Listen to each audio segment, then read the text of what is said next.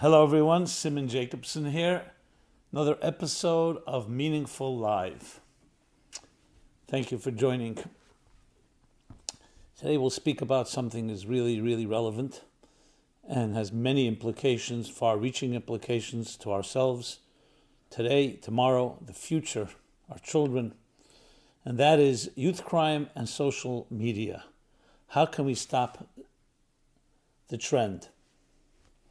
This program is dedicated by Kimberly Vaughn in honor of all who are looking for their bashert. May they find them soon in the easiest and sweetest way possible. Amen. Absolutely. Everyone deserves to find their soulmate, their companion, their partner in life. And may this program and all those listen and benefit from it, may that bring blessings to each of us and all of us in finding that soulmate or retaining and renewing the connection with that soulmate. Okay, so youth crime and social media. Look, whenever I hear a topic that relates to children, I always have a very personal and very visceral reaction to it. Because frankly, the measure of a society and the health of a society is not defined by our standard of living, by the fact that everyone has health insurance, the fact that we have a high life expectancy, and many other factors that sociologists would describe as defining a healthy society. From my perspective, the only one measure that really defines a society that's healthy is the status, is the welfare of our children, of our relationships, because that is our future. As successful as you or I may be, what do we leave? What kind of world do we leave? And therefore, to look at our youth and to look at our children is the key to understanding where we stand. Not always comfortable to do so. Much easier to look at other factors, but it is the ultimate measure, the ultimate litmus test. When I look at my children, today they're adults. I look at my grandchildren, and I watch them. Really, I can't tell you how much whenever I have the opportunity, not just because I enjoy my grandchildren, as all of us do, and not just because I am getting nachas, which is pleasure and joy from their lives, but I also watch lives being shaped, souls being defined and shaped by all kinds of things, positive, love, affection around them, the siblings, how they fight with each other even, and how they deal with setbacks, with disappointments, sometimes very superficial ones and sometimes deeper ones, how they interact with friends. You literally see a human being in the making when you look at children. And it always brings me back to maybe the best analogy that I have discovered to identify how the psyche is shaped, that we are all like a warm ball of wax when we're young. And every experience gets etched into the wax, for good or for bad, and becomes a permanent fixture as the wax hardens. So when we get older, not just our arteries and other parts of us become more rigid, also our psyches have been shaped. That doesn't mean that all is lost or that all is found. It means that it's harder, obviously. Frederick Douglass put it so powerfully. I'm paraphrasing, I don't know if it's the exact language, but he said, infinitely easier to bring up a healthy child than to fix a broken adult.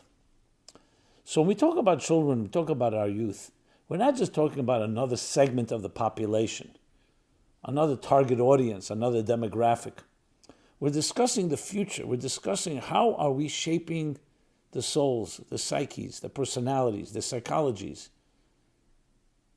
the minds, the emotions, and the unconscious and subconscious and superconscious of our own future. Of course, we all have the child within us. No matter how old you are, we still have that part of us that remembers, and not just remembers, has defined us. So then when we juxtapose that and put it into the context of what's going on around us, Remember during the pandemic affected all of us, affected our children as well, affected our teenagers, our youth. The same as when you look at technology in general. Technology is a very neutral force. It doesn't have any right or wrong. It could be used in a good way, it could be used in a bad way, no different than a kitchen knife can be used to cut food, or it can be used to hurt somebody. The only thing is technology accelerates the process exponentially. Many more people, much quicker, so it amplifies everything. So if there's something really nefarious, something really wrong, it can quickly spread and create a lot of damage. Something right, it could also quickly spread. So when we talk about taking our children, our youth, and we see how social media or technology in general is impacting them, the most important thing is not just to talk about the technology, it's to talk about the souls, the human being involved here.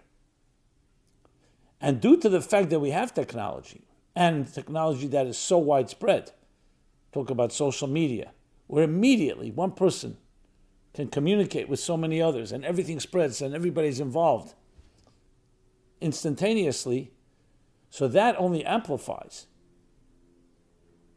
the acute effects of what technology can do to us.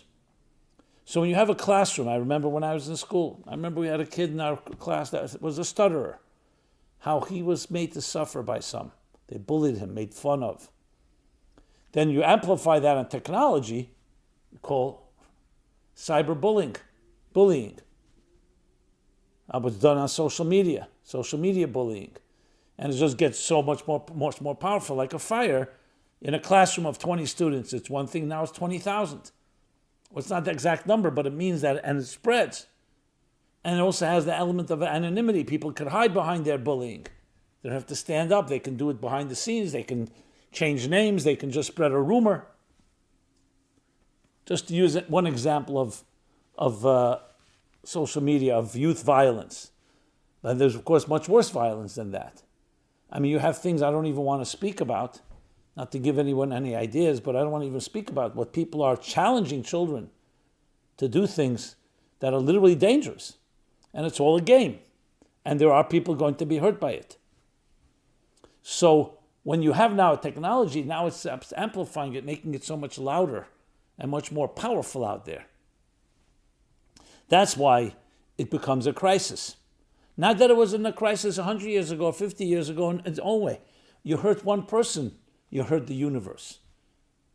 The Talmud says that. You kill a person, you kill a universe. All the people that would have come from that person. You save a life, you save a universe. But now it's all happening so much quicker and so much more magnified due to social media.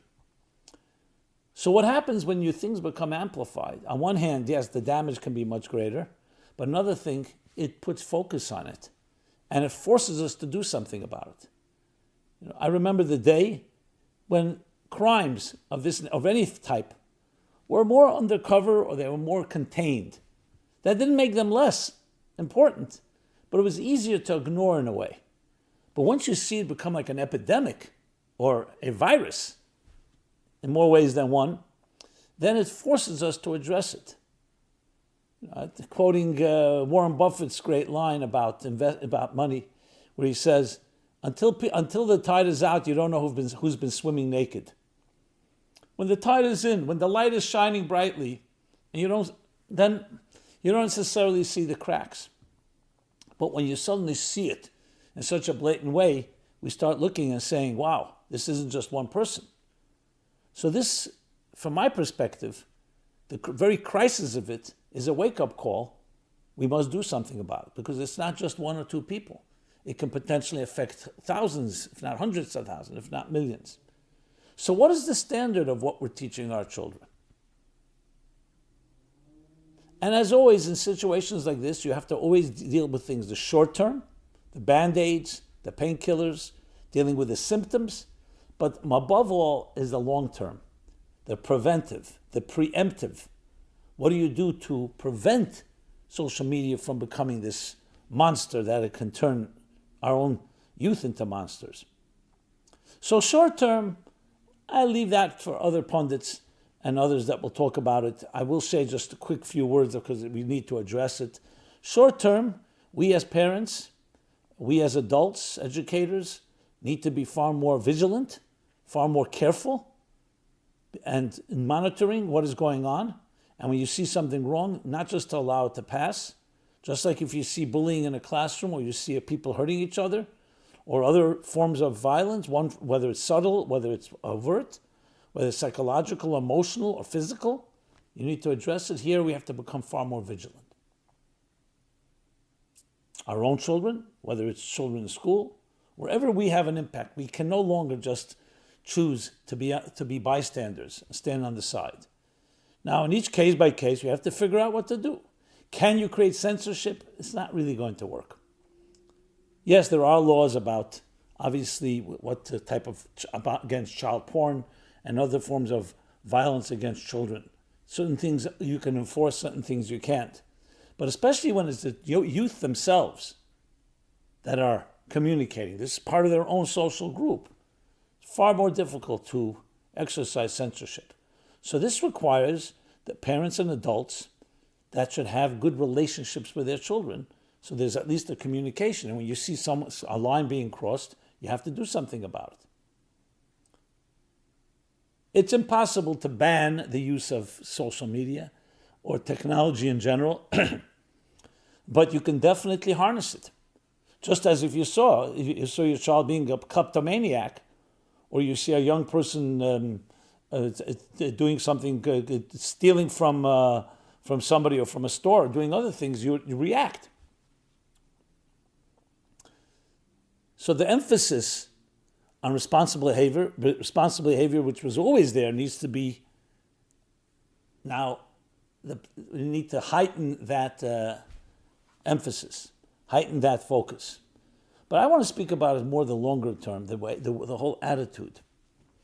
Social media is not the criminal. Human beings can be the criminals.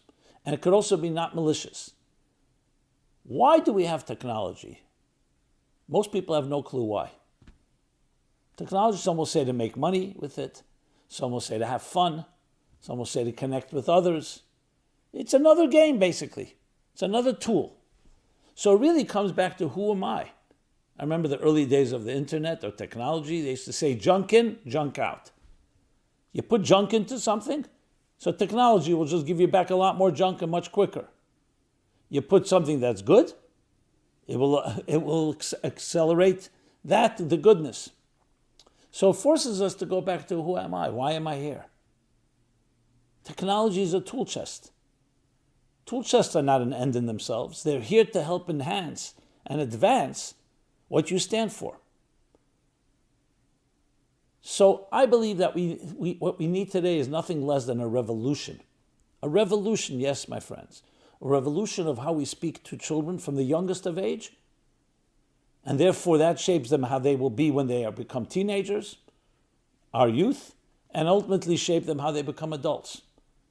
And what does this revolution consist of? Understanding yourself as a human being. Why are you here? If you think you have no clue why you're here, if you don't think you have any purpose, then obviously, so technology will just be another tool. And if you're in a bad mood or you're doing something that you're looking for some thrill, technology will be another tool to create thrills. And if the thrills are at the expense of another person, it will create youth crime or any other form of crime. So it's vital more than ever, to teach our children from the youngest age, you have a purpose. You're here to illuminate, to spiritualize, in some way to improve and refine the world, the corner of the world in which you were placed. You're blessed with skills. You're blessed with gifts, with different faculties. Some may have cerebral, some are emotional, some are creative, some are analytical. Just listing just a few quick ones. So it's combining your skills, your gifts, your intelligence, your emotional skills, and directing it in some way to helping your friends, helping strangers, helping the world around you. If we can instill and imbue our children with such an attitude, then technology follows. Use technology to fulfill that purpose. That is the ultimate preemptive and preventive. The best defense is offense. Once a young person is already a criminal or behaving in a criminal way, much, much harder to fix a broken adult or a broken teenager for that matter. Because you have to now go back to square one. So the most important and most vital thing we can do, especially as things only accelerate, you hear I talked about this a few months ago about ChatGPT, AI, Bard, Google's version, and more to come, is the same idea. We're not machines. We're human beings with a purpose. These heightened technologies are only going to further focus and shine a glaring light on what you stand for. And the difference will become very vivid, much more than ever before, because everything is amplified. Everything you see now in vivid terms, in vivid images. So more important than ever is the revolution of purpose, a revolution of meaning. Your life has meaning and purpose. And technology is a tool, an excellent tool, to express that. That is not right now the prevalent approach. You look at any social media site with a lot of young people, there may be talk a little about this here and there, but it's not. It's by far overshadowed by things that are far more superficial, and ultimately many things that are also destructive. And from superficial to destructive is not a very wide gap. It's a very thin line. Especially when people start ganging up, when there's the element of collusion, so to speak. That is so much at the heart of many of these crimes. We're not even discussing predators and others that intentionally and deliberately want to use these platforms for destructive purposes. So the best preventive is create something even more powerful, a powerful surge, a revolution of purpose and meaning, especially for our young people. You are here for a purpose. Actualize it. We're here to help you do so. Then social media and technology, as I said, becomes a tool, an instrument, like any instrument. You can't knock in a nail with your hands, you knock it in with a hammer. The same thing with other instruments and tools that we use to enhance what's already there. If it's not there, the technology can become a force of tremendous destruction. Violence, crime, inhumanities, injustices, in the extreme level or not so extreme. But it's the same idea. A short-term basis, I mentioned, but I want to add some more.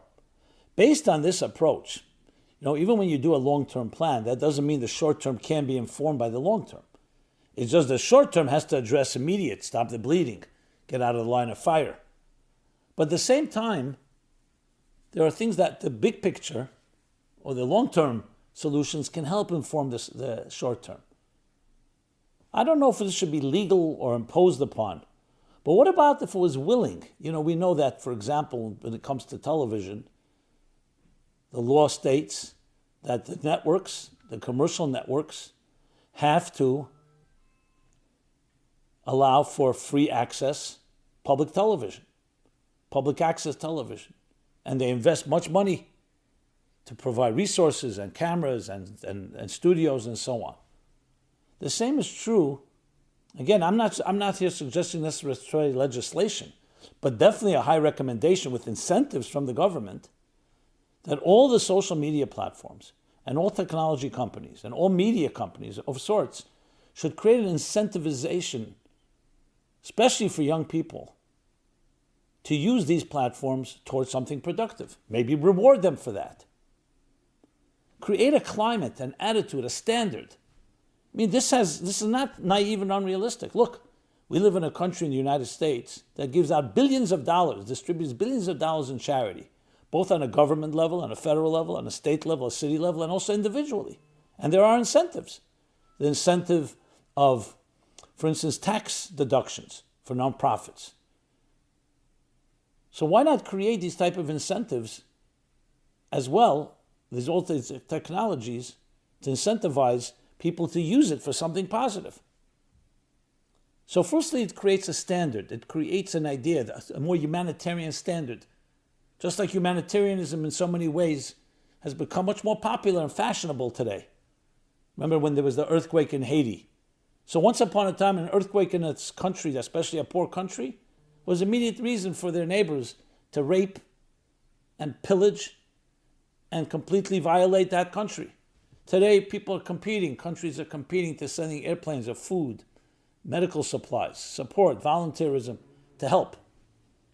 So why can't we see, with technology developing and only accelerating, to create these incentives in very profound ways? We're creating incentives for energy conservation, for recycling.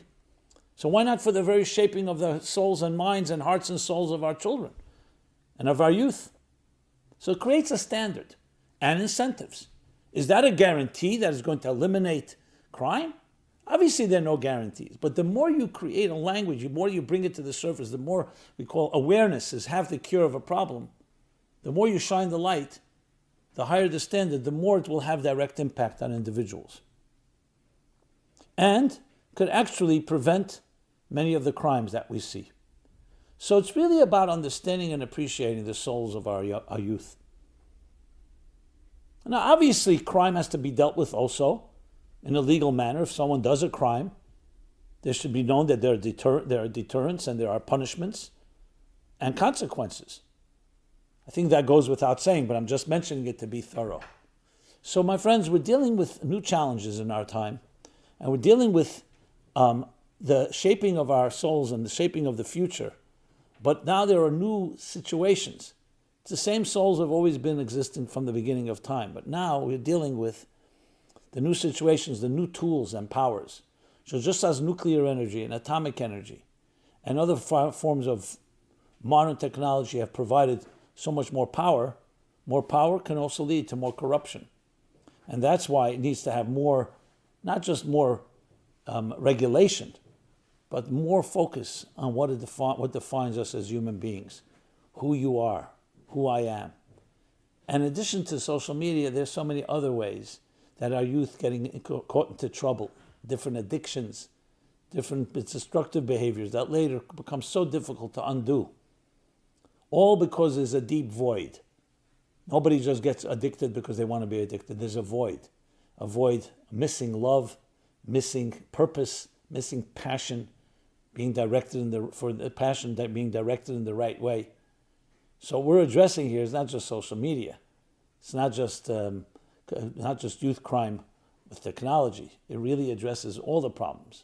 But we can't cover everything in one program. So it's a wake-up call. And we need to, this is our moment. This is our time. This is how we will be defined. This is how the future will be defined. So I hope some of these thoughts resonate. I hope we can join forces to do whatever we can to create this revolution.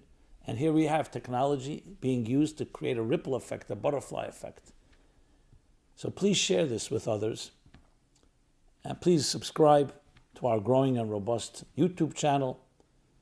Love to hear your thoughts, feedback, comments, questions, critique. This has been Simon Jacobson. MeaningfulLife.com is our hub, our main website. Love to hear from you. Check it out for many other such programs. This particular program is live every Sunday, Eastern Time, New York time, at 3 p.m. But we have many other programs during the week and many, many other materials that have been archived and collected. Please check it out at meaningfullife.com and at our YouTube channel. Be blessed and be well, and may we bring up a generation and pass the baton on to a generation that will run the marathon far better. That's the best thing we can have, is far better than we have. And may this just grow, this movement, in really creating personal and global redemption on all levels, psychological, emotional, personal, and spiritual. Thank you so much.